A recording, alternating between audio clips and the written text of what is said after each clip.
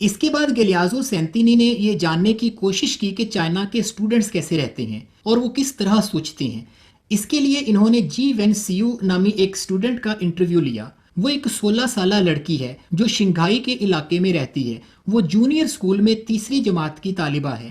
جب اسے پوچھا گیا کہ آپ اپنا دن کیسے گزارتی ہیں تو اس نے جواب دیا، میں صبح 6 بجے اٹھتی ہوں، گھر کا کچھ کام کرتی ہوں، پھر ناشتہ کرتی ہوں اور 8 بجے اسکول چلی جاتی ہوں، 11 بجے اسکول سے واپس آتی ہوں اور دوپہر کا کھانا کھاتی ہوں، 1:30 بجے میں دوبارہ اسکول چلی جاتی ہوں اور 3 بجے تک وہیں رہتی ہوں، پھر میں واپس آ جاتی ہوں اور گھر کا کام کرتی ہوں۔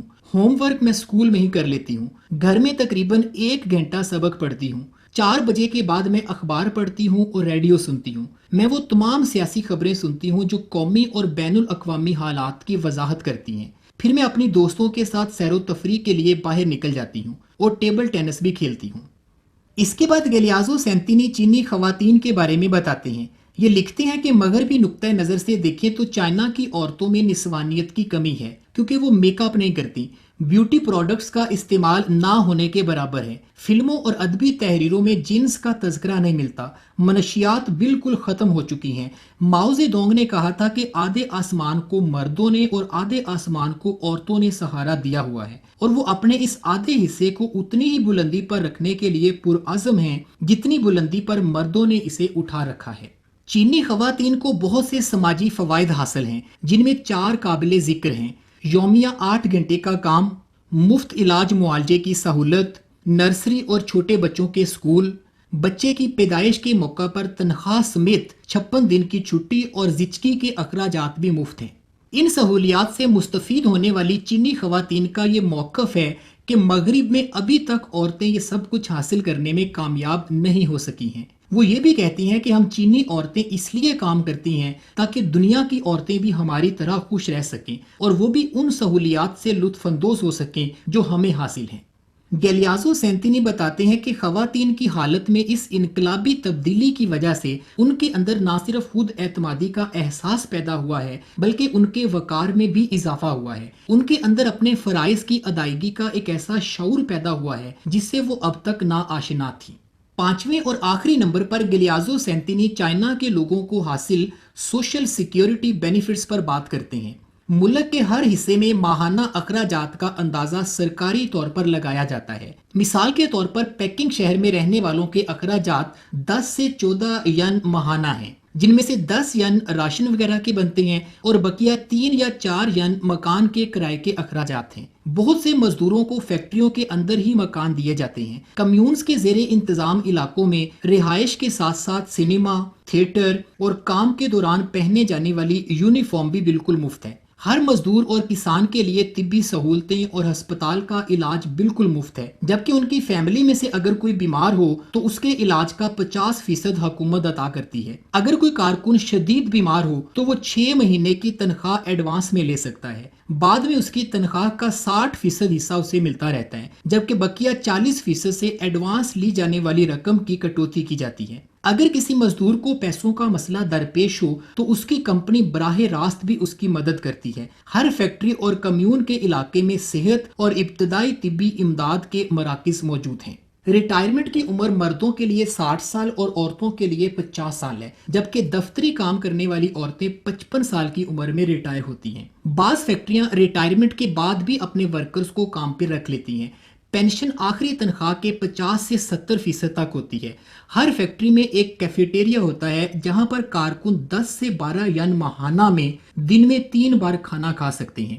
تقریباً تمام پلانٹس میں نرسری اور کنڈر گارٹن ہوتے ہیں جہاں چھوٹے بچوں کی دیکھ بھال کی جاتی ہے اور انہیں ایک ڈائٹیشین یعنی غذائی ماہر کے زیر نگرانی بہت ہی معمولی رقم کے عوض خوراک فراہم کی جاتی ہے۔ اگر کسی کم آمدنی والے مزدور کو ایک بڑے کنبے کی کفالت کرنا پڑ جائے تو اس کے اخراجات اس کی آمدن سے زیادہ ہو جاتے ہیں۔ ایسی صورت میں اس مزدور کی کمپنی اسے امداد فراہم کرتی ہے۔ اس کے اخراجات کے حساب سے اس کی تنخواہ میں اضافہ کیا جاتا ہے۔ زرعی کمیونز میں کام کرنے والے کسان جن کی اجرت کم ہو یا وہ جسمانی طور پر معذور ہوں تو ان کی امداد کے لیے ایک اسپیشل فنڈ قائم کیا گیا ہے جس میں کمیون میں کام کرنے والے تمام لوگ اپنی سالانہ تنخواہ کا 2% جمع کرواتے ہیں۔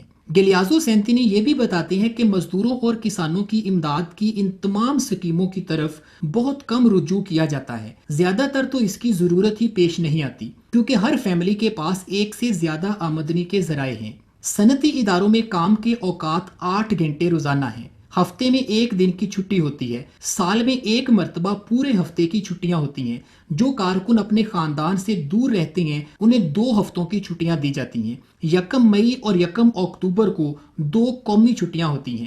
اس کے بعد گلیازو سینتینی لکھتے ہیں کہ چائنا میں 2 دنیائیں آباد ہیں، ایک دنیا غیر لچکدار اعداد و شمار اور معاشی حقائق پر مبنی امکانات کی دنیا ہے جو کہ مغرب کا انداز فکر ہے، جبکہ دوسری عقیدے کی دنیا ہے جو ایک چھوٹی سی سرخ کتاب کے ذریعے پورے ملک میں چیئرمین ماؤ کے افکار کو ترقی دینا چاہتی ہے۔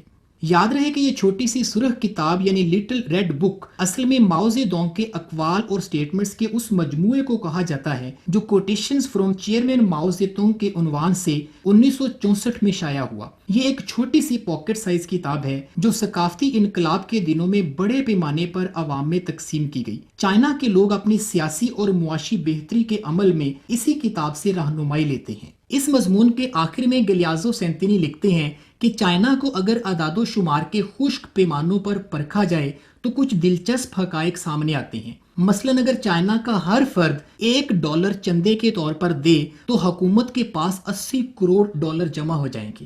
اگر آج کے حساب سے دیکھیں تو یہ 1 ارب اور 40 کروڑ ڈالر بنے گی۔ اسی طرح اگر ہر چینی باشندہ اپنے ایک دن کی تنخواہ حکومت کو چھوڑ دے تو سرکاری خزانے پر بوجھ ڈالے بغیر حکومت ایک سال کے لیے کم و بیش 20 لاکھ اضافی مزدوروں کو کام پہ رکھ سکتی ہے۔ اگر ہم چائنا کے لوگوں کو 1 گز فی کس کے حساب سے کپڑے کی فراہمی میں اضافہ کرنا چاہیں تو ہمیں اس پوری زمین کے کل محیط سے 18 گنا زیادہ لمبا کپڑا تیار کرنا ہوگا، اور چینی آبادی کو کھلانے کے لیے 1.5 ملین ٹن اناج صرف 5 دنوں کے لیے ہی کافی ہوگا۔ لیکن یہ حقیقت اپنی جگہ پر قائم ہے کہ جب تعداد محض لوگوں کا ہجوم نہ ہو بلکہ ایک مضبوط وحدت کی شکل میں ہو تو یہ ایک طاقت بن جاتی ہے۔ جب چیئرمین ماؤ نے کہا تھا کہ اصل میں اشیاء کی بجائے افراد زیادہ فیصلہ کن ہوتے ہیں تو وہ اس امر کی وضاحت کرنا چاہ رہے تھے کہ یہ تصور جو بظاہر جدید ٹیکنالوجی نے تباہ کر دیا ہے آج بھی بامانی ہے۔ آج بھی لوگ اشیاء سے زیادہ اہمیت رکھتے ہیں، آج بھی قوموں کی تعمیر میں ٹیکنالوجی کی بجائے انسانوں کا کردار زیادہ اہم ہے۔ تو یہ وہ نکات ہیں جو گلیازو سینتینی نے اس مضمون میں ڈسکس کیے ہیں۔ یاد رہے کہ یہ مضمون کم و بیش 40 سال پرانا ہے۔ اس میں بیان کیے گئے کچھ اعداد و شمار اور حالات آج کے چائنا سے کافی مختلف ہیں، لہٰذا کسی بھی غلط فہمی سے بچنے کے لیے یہ ضروری ہے کہ اس مضمون کو اسی دور کے تناظر میں پڑھا جائے جس دور میں یہ لکھا گیا تھا۔ اس مضمون میں کچھ مشکل الفاظ اور اصطلاحات کا استعمال ہوا ہے جن کے بارے میں تھوڑا جان لینے کے بعد آپ اس مضمون کو زیادہ اچھی طرح سے سمجھ سکیں گے، جیسے کہ کمیونزم، کولونیلزم، سکٹزوفرینیا وغیرہ۔ آپ اپنی اسکرین پر ان کی وضاحت دیکھ سکتی ہیں۔